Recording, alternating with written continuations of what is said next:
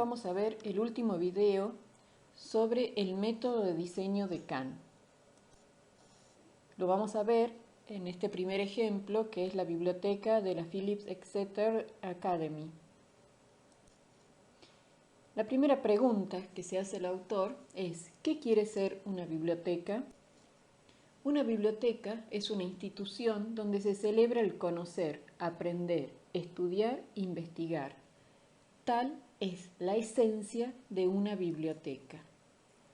Y entonces vamos a ver el ejemplo de la biblioteca, a la que llamamos normalmente de Exeter. Y lo primero que hacemos es ver cuál es el programa de necesidades. Esta biblioteca requería alojar 250.000 volúmenes de una colección general, revistas especializadas y libros raros. Y además disponer de aulas para seminarios y lugares de trabajo para 400 estudiantes. Khan empieza tratando de descubrir qué se hace en una biblioteca. Y él lo plantea así: un hombre con un libro va hacia la luz. Así comienza una biblioteca.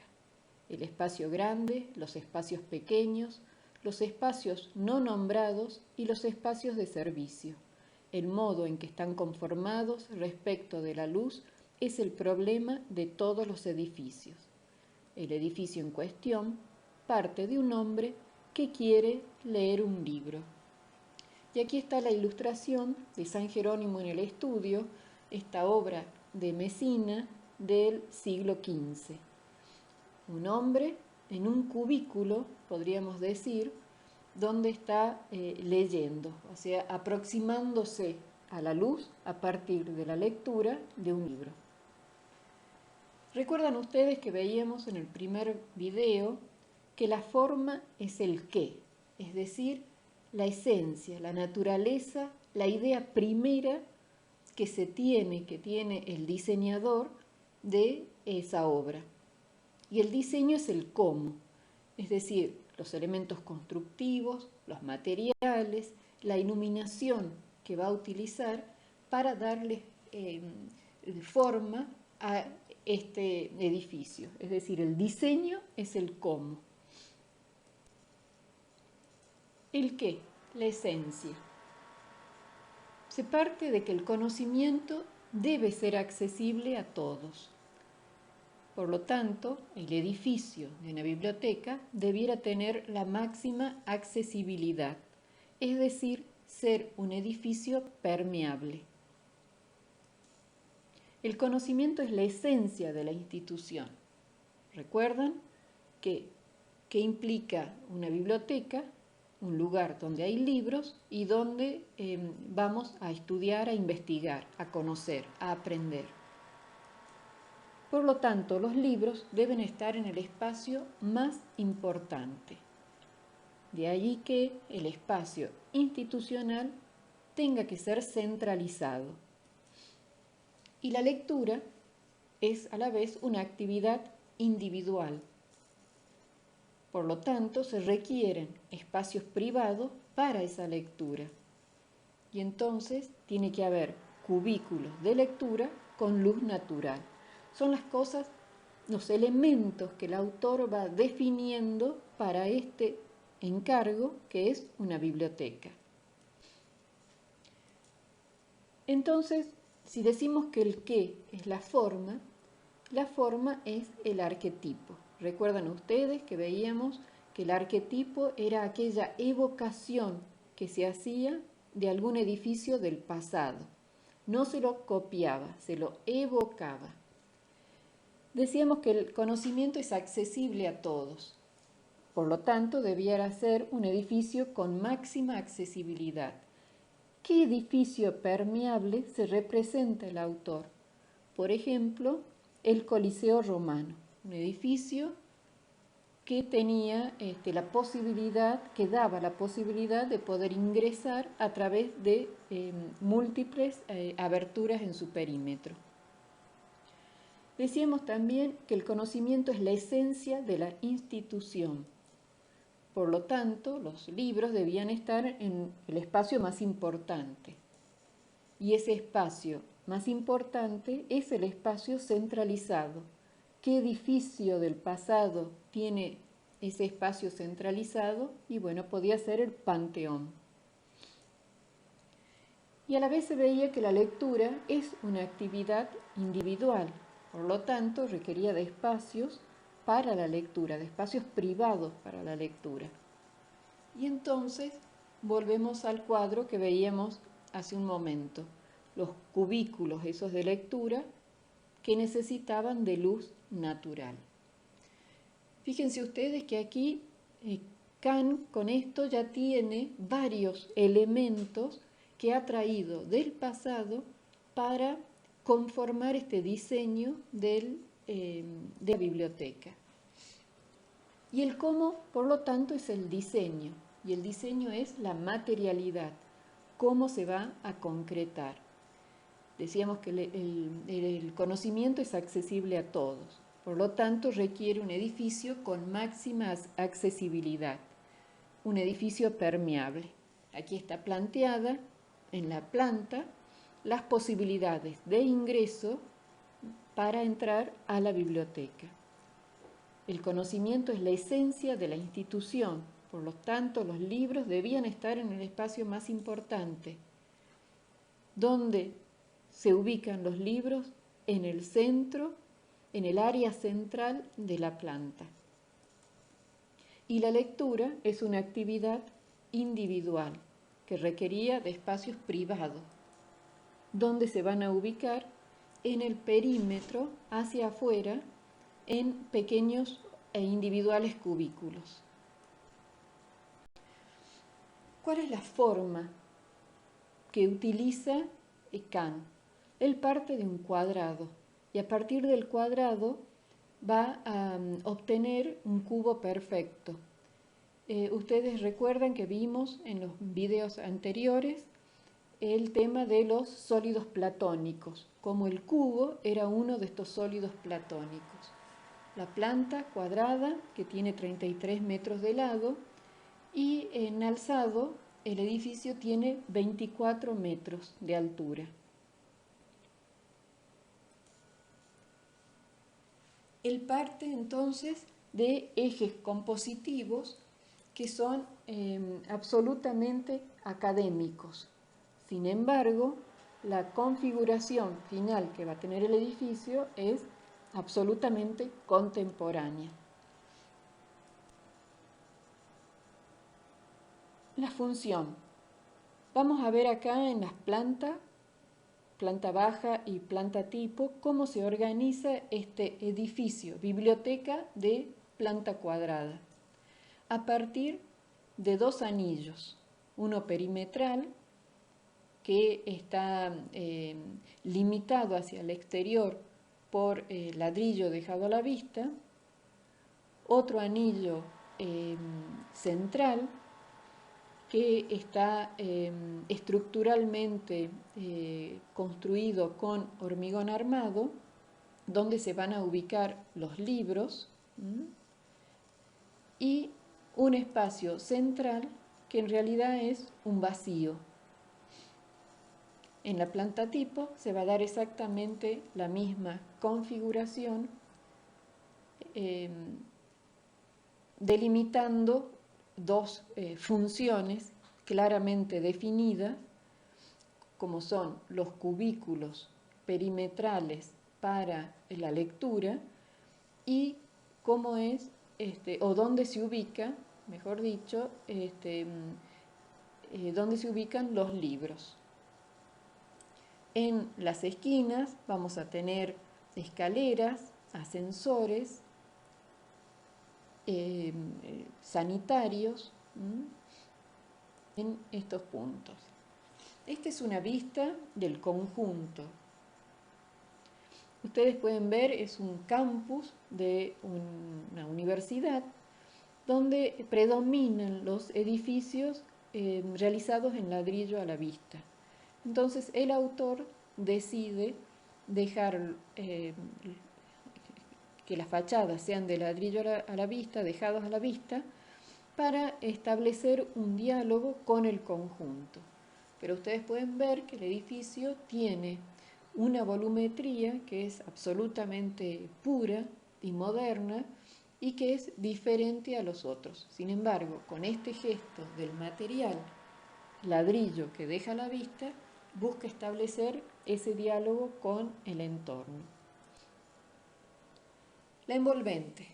Hemos dicho que era de ladrillo a la vista, pero aquí Kant trabaja con una doble envolvente en el mismo material, realizada en el mismo material. Entonces se plantean los diversos ingresos, pero no todos llevan al espacio central, sino que a través de esta especie de galería se recorre, haciendo las veces de un claustro, se recorre este espacio perimetral y por puntos específicos que están ubicados en las esquinas se ingresa al interior del edificio. Y así como el exterior está realizado en ladrillo, el interior está realizado en hormigón. Y eso responde a un tema concreto y es estructural. El peso que significaba tener esta cantidad de libros en este sector exigía que la estructura fuera de hormigón. Y así es como al interior todo es hormigón a la vista y se pueden ver las estanterías, ¿no es cierto?, donde están los libros, a través de estas formas geométricas absolutamente puras que ubica dando la escala esa monumental, pero hacia el interior del edificio. Estas aberturas entonces están marcando ese carácter institucional del edificio al interior. Y fíjense ustedes que se pueden ver acá el sistema estructural que está soportando esta carga de los pisos superiores donde se ubican los depósitos de libro.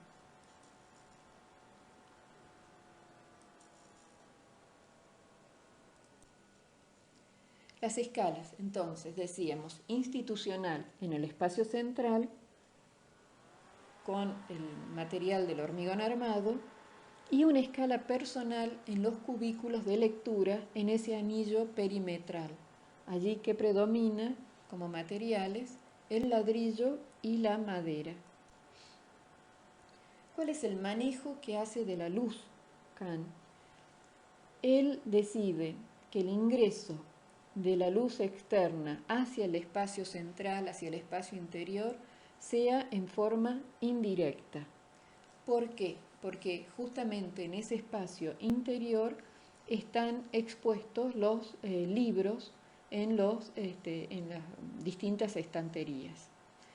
Entonces, él va a usar una luz cenital, pero que va a chocar con estas vigas, que ya vamos a ver bien cómo se ubican, grandes vigas de hormigón armado, que van a producir la difusión de la luz hacia el interior.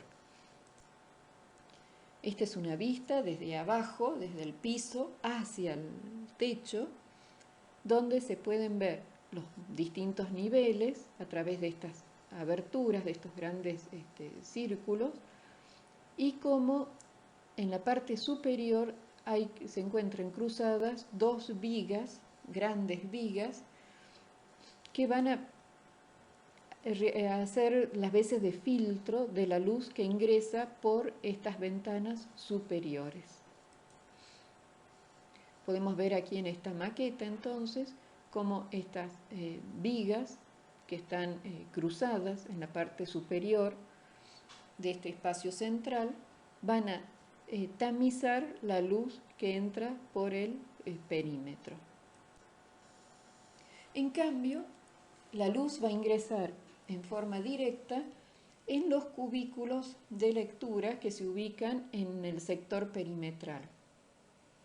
Aquí se necesita una luz directa para facilitar la lectura, y es lo que aprovecha el autor para colocar en este sector, hacia las fachadas, los cubículos de lectura, con un amoblamiento que se integra a la construcción, que se integra a la arquitectura, realizado en madera, para facilitar esa acción del estudio, de la investigación, de forma privada, de forma individual. Bien, el segundo ejemplo es la Asamblea Nacional de Bangladesh. Bangladesh es un país que obtiene su independencia hacia 1972 aproximadamente, luego de un arduo proceso. Entonces va a necesitar construir su centro cívico en la ciudad de Dhaka, en la capital.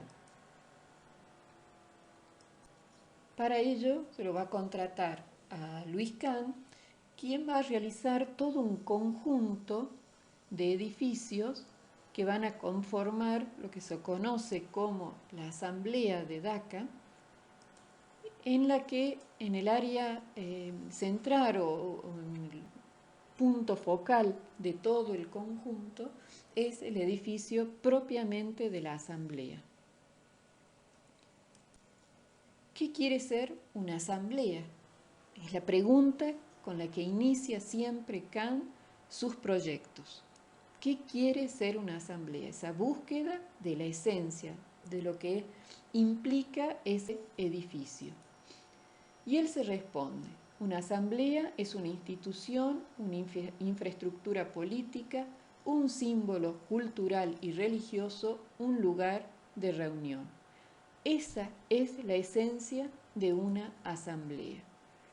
Y es así como va a realizar el proyecto para la Asamblea Nacional de Dhaka, cuyo programa requería de un edificio del Parlamento, propiamente dicho, una plaza norte y una plaza sur que lo va a vincular con los demás sectores, los edificios residenciales, es decir, viviendas y hoteles para los ministros y los parlamentarios y para los empleados de este edificio, hoteles, edificios comunes para distintas y múltiples actividades, jardines y lagos. Recuerden, la forma es el qué, su esencia, su naturaleza, esa idea primera que surge cuando yo me prefiguro lo que es una asamblea. Y el diseño es el cómo, es decir, la materialización del edificio, de esa idea, a través de los elementos constructivos, los materiales, la iluminación. Entonces, el qué, la esencia. ¿Qué es una asamblea? Un espacio de reunión que ya no es accesible a todos como era en el caso de la biblioteca, es decir, requiere una accesibilidad controlada. Se va a convertir, por lo tanto, en un edificio poco permeable. El debate es la esencia de esta institución, ¿no? Es donde se van a discutir las leyes que tiene que aprobar el Parlamento. Y los debates se deben dar en el espacio más importante. Este espacio institucional, por lo tanto, va a ser centralizado. Y además requiere de otros espacios para el estudio de los proyectos. Van a ser espacios, por lo tanto, privados para estudiar y proponer cosas nuevas. Es decir, van a ser oficinas de trabajo. ¿Cómo se va a materializar esto? Y va a recurrir también al pasado, podemos recurrir también al pasado. Hemos dicho un edificio con accesibilidad controlada, es decir, un edificio poco permeable como podría ser el edificio del Congreso de la Nación de nuestro país en Buenos Aires. El debate es la esencia de esta institución. Entonces, los debates se deben dar en el espacio más importante. Nuevamente, un espacio centralizado que lo podemos identificar con el Panteón. Y el estudio de los proyectos. ¿Dónde se va a dar eso? En espacios más privados, en oficinas de trabajo concretamente. Bien, aquí tenemos un plano de conjunto de la Asamblea Nacional de DACA. Ustedes pueden ver que parte de los ejes, ejes compositivos, y en el centro, donde se cortan estos dos ejes, ubica al edificio propiamente de la Asamblea. Va a estar rodeado de agua, es decir, va a estar sobre un lago, y se va a vincular a través de la Plaza Norte y de la Plaza Sur con los demás sectores del conjunto.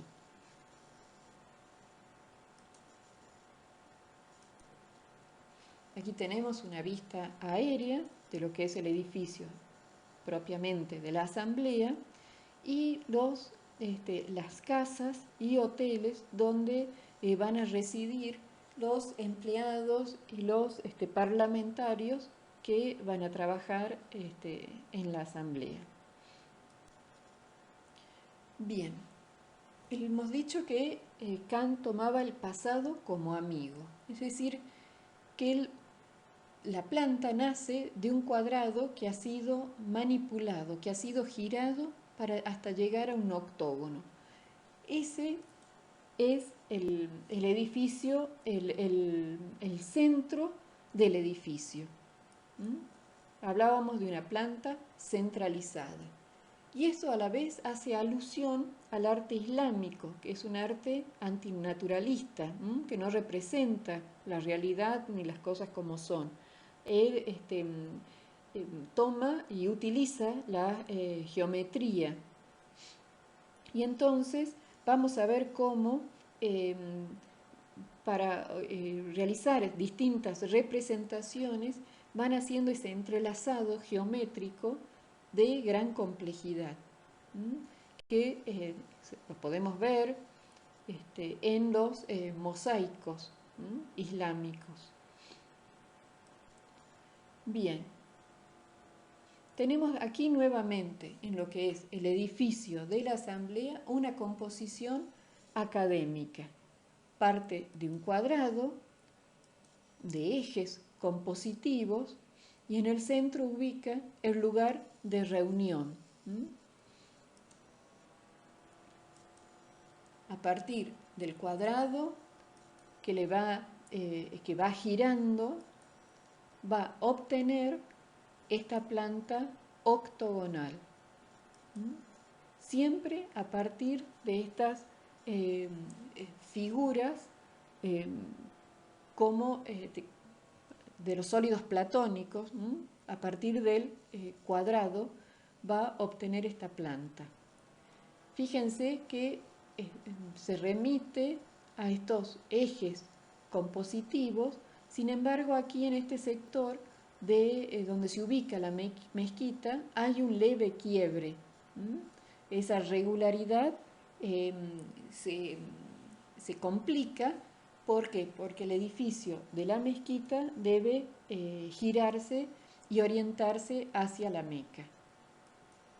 Entonces, a través de estas operaciones geométricas, a partir siempre del cuadrado, va a configurar esta planta octogonal.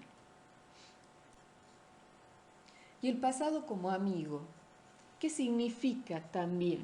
Que va a hacer alusión a edificios de otras épocas, como por ejemplo el Fatehpur Sikri, que está próximo a Agra, es un edificio construido en el siglo XVII que tiene a la vez una doble envolvente de mármol.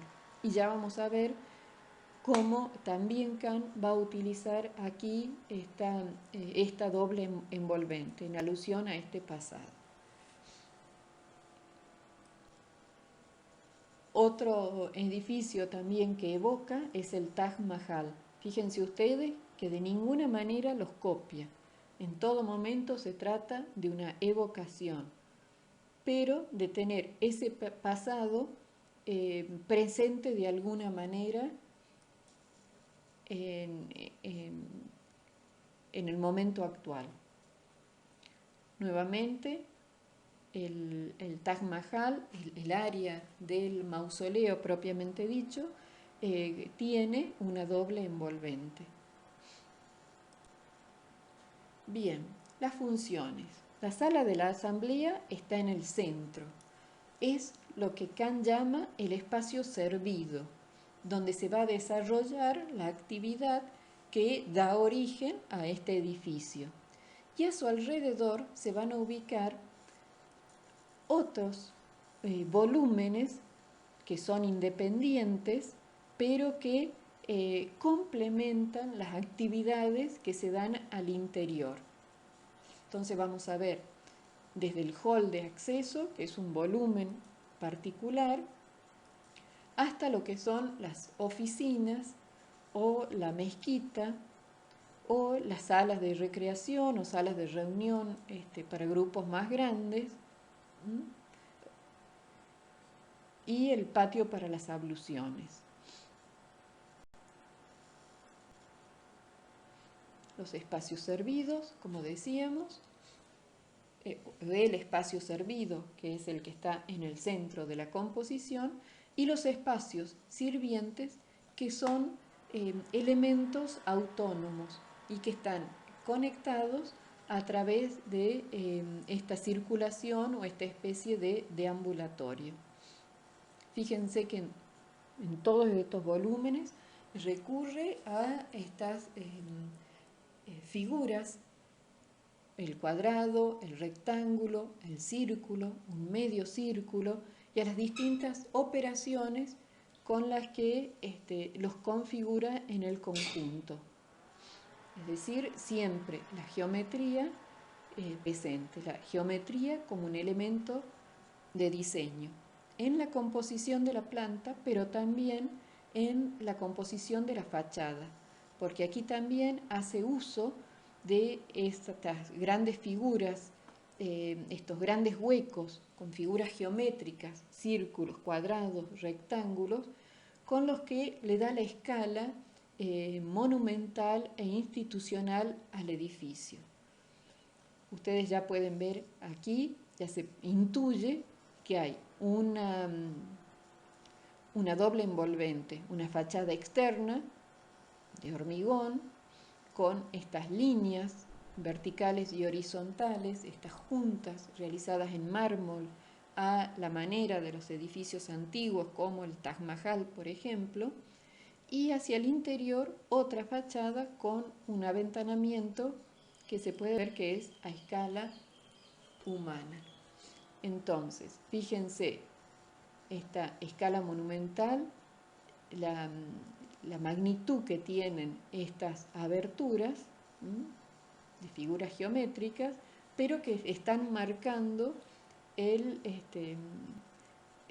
dan la escala, digamos, al edificio.